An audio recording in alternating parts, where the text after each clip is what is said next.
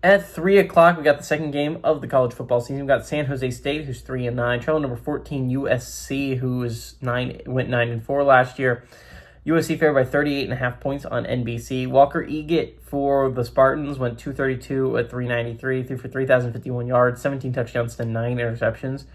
Steve Chavez Soto had 87 carries for 448 yards and 7 touchdowns on the ground. And Danny Scudero has had 88 catches for 1,297 yards and 10 touchdowns. Jaden Mayava for the Trojans went 265 at 403, threw for 3,711 yards, 24 touchdowns, 10 interceptions.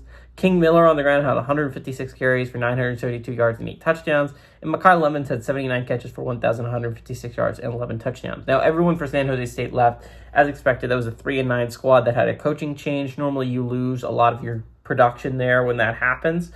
But Walker Eaget for them is a pretty significant loss. That was a quarterback that was actually pretty good last year, despite their record.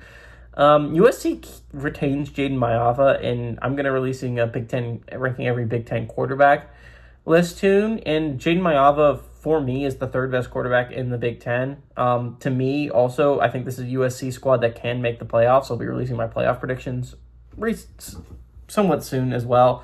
And I think this is a USC Trojan squad that can make the playoffs. I understand that a lot of people are doubting them because Lincoln Riley's their head coach. And, I mean, he has come up short in the past with good teams. But I think what a lot of people are forgetting is the Big Ten has been historically good ever since USC has joined it. Like, I understand that Oregon has been able to succeed in the Big Ten, but, like, this conference has produced the last three national champions.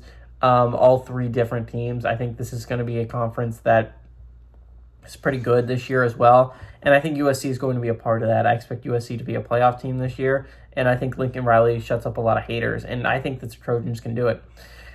Again, this is going to be a really good team. They also bring back King Miller. I think this is an important thing to note for the Trojans. They do bring back their leading rusher, but he's actually their second-string guy. USC is 6-0 against San Jose State all time. They played their first game in 1995, and they played their last game in 2023.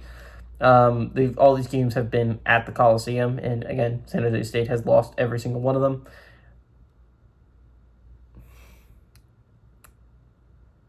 The closest game was 10 points. San Jose State was able to keep it within 10 points one time. But again, the thing is San Jose State is probably going to be a bad team this year. I expect them to not be nearly as good as they were last year, and they weren't good last year.